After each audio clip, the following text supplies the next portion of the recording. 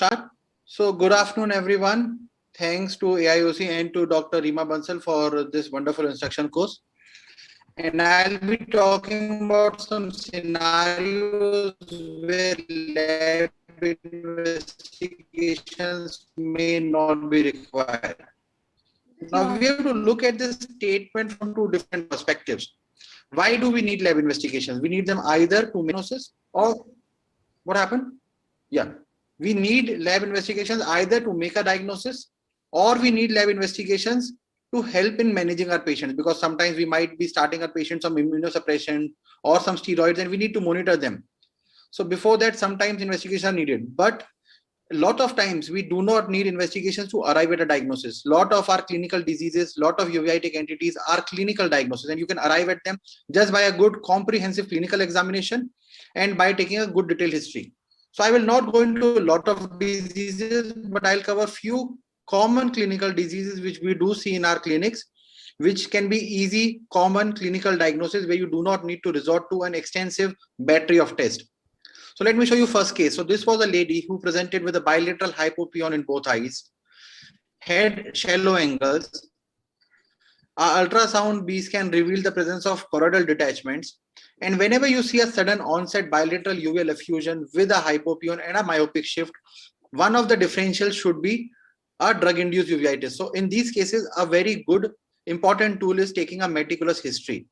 And history taking is important for all forms of medical diseases, but this entity highlights how important a good clinical history and evaluation can be. So when we took a event which had been started by a physician 15 days ago, we stopped topiramate and the clinical condition improved.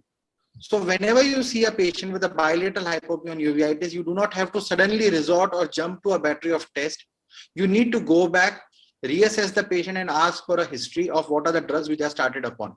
So drug like topiramate, chlorthalidone, trimethoprim, sulfamethoxazole, and even acetazolamide, or what we commonly use as Diamox, can lead to such a rare presentation.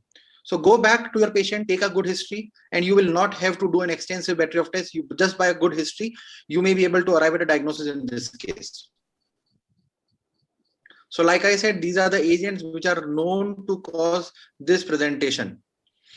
Another common presentation which you can see in patients who are on ATT, and if they've been started on rifabutin, a patient comes to you with a bilateral sudden onset hypopyon and is on treatment for tuberculosis ATT, ask them again about the drug history. And rifabutin is also known to cause a hypopyon uveitis.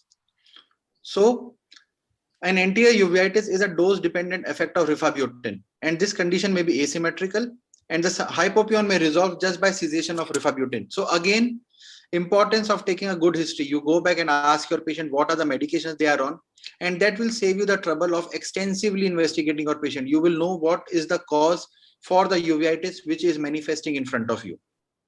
Let me show you a few more clinical examples of some other diseases which are common clinical diagnoses where you do not need extensive investigations. So before that, a list of drugs causing anterior uveitis, and the most common ones are rifabutin, sulfonamides, sometimes even bisphosphonates. Let me come to one more clinical entity. So this was a lady who presented to us with complaint of diminution of vision. And if you see over here, you see this fluid over here, you see this lesion at the foveal area. And subsequently, if you do an FFA of this patient, you will see multiple pinpoint leakages, diffuse hyperfluorescence, multiple pinpoint leakages, leaking in the late phases and subsequent staining. An OCT will show this characteristic elevation in RP undulations and fluid and SRF accumulation over here. And subsequently, if you do a B scan for this patient, you see this characteristic T sign, which is basically collection of fluid in the subcutaneous space.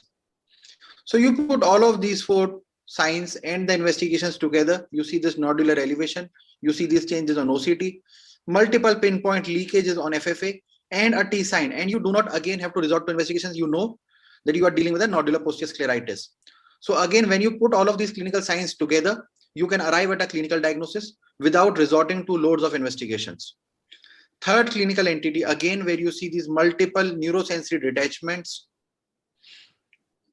which can be more appreciated in the red-free image, and then early hypo multiple pinpoint leakages subsequently in all phases, and then staining and accumulation of this dye over here. You know what you're, the same picture in the multiple pinpoint leakages. And that again is an indicator of the fact that you are dealing with a VKH. So you see multiple NSDs, disc hyperemia, pinpoint leakages on FFA, RP undulations on OCT. Put all of these signs and investigations together, you know that you are dealing with a VKH, and you again don't have to resort to extensive investigations. However, if you see a similar sort of picture and the patient gives a history of trauma or having undergone an intraocular surgery in the past, more so vitreoretinal surgery, then your diagnosis becomes a sympathetic ophthalmia. Again, clinical picture and a detailed history, having a diagnosis of. Similarly, if a patient presents to you with extensive hemorrhages, retinitis, areas of central clearing, peripheral retinitis, arteriolar sheathing, and the patient is seropositive, you know that you may be probably dealing with a CMV of going ahead and doing a TAP or trying to investigate further. But the fact is that this clinical picture in itself is sufficient to let you arrive at a diagnosis of a CMV retinitis.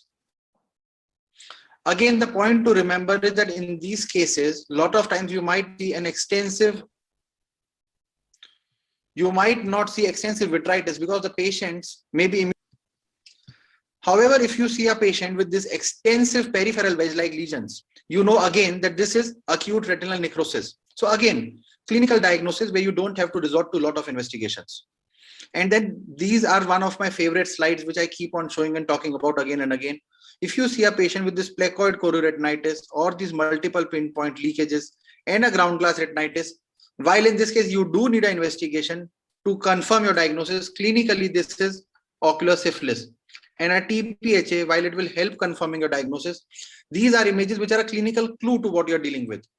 So the point I'm trying to make over here is the fact that a lot of uveitic diagnosis can be made clinically. You do not have to resort to an extensive long battery of tests. You don't have to subject your patients to that. Again, if you see a patient with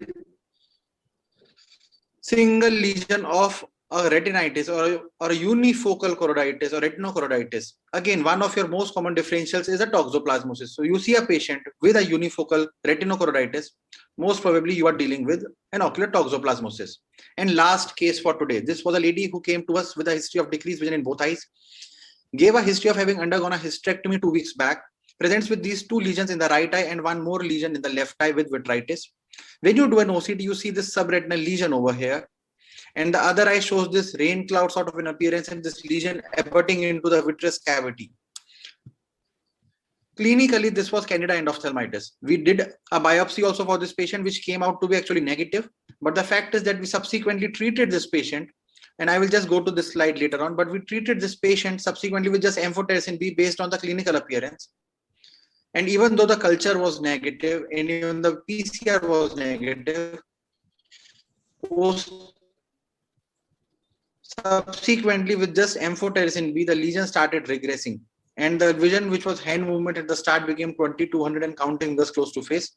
And subsequently 20/200, 20/60, 20/80 both eyes.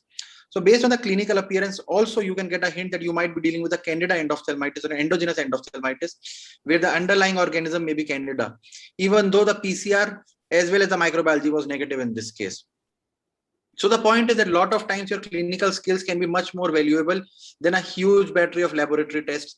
And once you put all of those clinical clues together, you will be able to arrive at a diagnosis in most of these cases. Thank you so much. And I'll stop my share now.